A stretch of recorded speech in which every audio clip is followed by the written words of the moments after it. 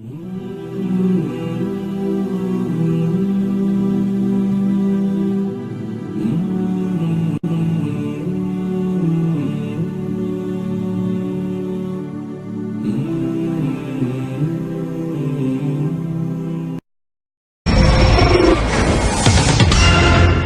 Pendimi, edicioni I lajmeve.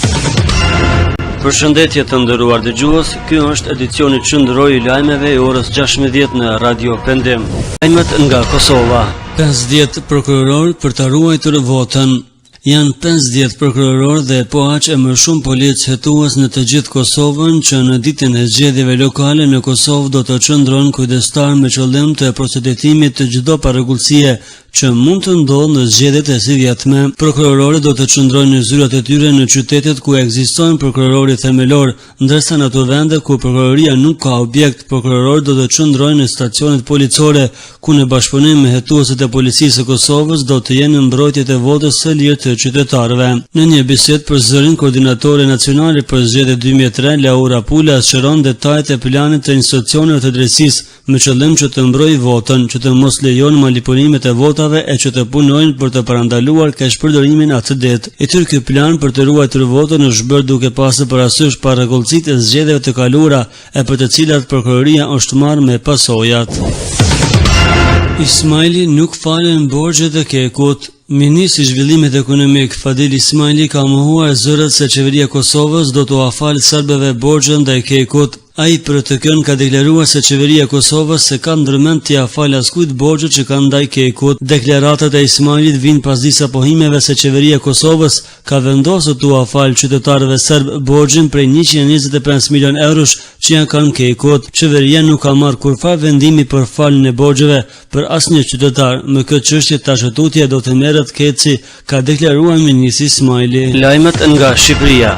Libertas Albania I kërkon Belgjikës të njohë genocidin ndaj çamave. Lëvizja Libertas Albania ka organizuar një manifestim para institucioneve belge në Bruksel për të kërkuar njohjen e genocidit ndaj çamave. Iniciatorët e këtij manifestimi duan të kornin të njëjtin sukses me atë të manifestimeve që u bën në Francë për njohjen e genocidit ermen, që nxitën autoritetet franceze të njohin këtë genocid me ligj. Si hap të parë, ata I kanë dërguar autoriteteve belge një peticion.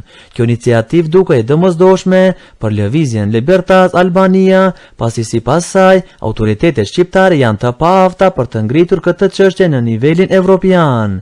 Lëvizja Libertas Albania synon jo vetëm të vazhdojë manifestimet, por edhe të shtrejë ato në qytetet e tjera të Bashkimit Evropian. Lajmet rajonale. Të shtëna pranë vilës presidenciale në Shkup. Mbrëm në Shkup, në afërsitë e vilës presidenciale janë dëgjuar të shtënën nga armëzjarri. Sipas njoftimeve nga autoritetet policore, menjëherë janë dërguar njësitë speciale të cilat kanë vërejtur 3 persona, një prej tyre grua, të largoheshin në drejtim të një lagje pranë vendngjarjes. Policia nuk ka gjetur gëzhoja dhe nuk ka bërë njoftime të tjera lidhe me motivin e këtij incidenti. Selia e presidentit Maqedonas, Gjorgj Ivanov, ndodhet rreth malit Vodno, në një distancë të konsiderueshme nga shtëpitë e banimit të lagjes, ku ndodhen po ashtu edhe shumica ambasadave dhe rezidencave të huaja diplomatike. Lajmet ndërkombëtare. Izraeli do të lirojë të burgosur të tjerë palestinez. Izraeli ka miratuar lirimin e një grupi të ditë të burgosurish palestinez që vuanin dënime të gjata. Lirimi bëhet në kuadër të një marrëveshjeje që shënoi rifillimin e bisedimeve të paqes mes dy palëve. Në një votim dje në Komisionin Ministror Izraelit autorizoi lirimin e 26 palestinezëve, të cilët kishin qëndruar nga 19 deri në 28 vjet në burg, shumë prej tyre për vrasjen e shtetasëve izraelit. Të gjithë ishin burgosur për akte dhune të kryera para se Izraeli të nënshkruante marrëveshjen e përkohshme të paqes në vitin 1993 me autoritetin palestinez dhe bregun perëndimor. Ekipi mbrojtës I Mursit nuk e njohim gjykatën. Një zëvendës I ekipit mbrojtës së presidentit egjiptian Muhamet Mursi tha të dielën se anëtarët e ekipit do të marrin pjesë në seancën e parë të gjyqit të Mursit me 4 nëntor, vetëm si vëzhgues dhe jo si jurist. Jurisi Mustafa Azab tha se anëtarët e ekipit nuk do të mbrojnë liderin e rrëzuar gjatë gjykimit për shkak se kjo e fundit nuk e njeh gjyqin. Nuk do të ketë avokat mbrojtës për presidentin në gjyq, tha Azab. Presidenti nuk e njeh gjykatën dhe ekipi i mbrojtjes mban po të njëjtin qendrim, shtoi ai. Azab ka ftuar avokatët në mbar botën për të marrë pjesë në gjykimin si vëzhgues për të parë abuzimin e drejtësisë në Egjipt. Familja Mursi kishte njoftuar më parë se presidenti nuk e njeh legitimitetin e gjykatës dhe se ai nuk e miraton gjykimin. Edhe pse kanë mbetur vetëm dia para fillimit të gjykimit, autoritetet nuk kanë njoftuar vendin ku gjykimi do të mbahet. Mbështetësit e Mursit dhe pro-demokracisë janë zotuar të bëjnë protesta masive në javët e ardhshme. 4 nëntorit do të jetë paraqitja e parë e Mursit që nga rrezimi i tij nga ushtria me 3 korrik. Në Bruksel, panair islam nga muslimanët vendas. Në kryeqytetin e Belgjikës, Bruksel, po mbahet i hapur një panair i organizuar nga muslimanët vendas.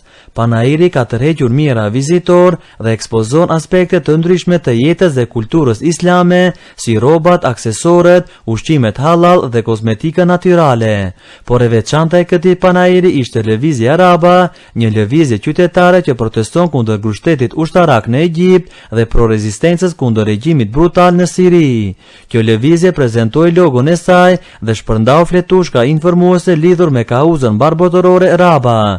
Organizatorët thonë se panairi do të arrijë një total prej 25.000 vizitorësh deri në fund të së nesërmës, që shënon ditën e fundit të panairit. Panairi Islam ka për synim luftën kundër islamofobisë dhe nxitjen e dialogut ndërfetar. Parashikimi i motit. Të nderuar dëgjues, sjellemi edhe të dhënat e Institutit Meteorologjik të Kosovës. Koha në Prishtinë është vranësira dhe diell me 17 gradë Celsius, ndërsa Tirana ka 21 gradë Celsius vetëm me diell dhe Shkupi ka vetëm diell me 18 gradë Celsius. Me të dhënat e institutit përfundojmë edicionin qendror të lajmeve të orës 16. Deri takimin tonë të radhës. Assalamu alaikum.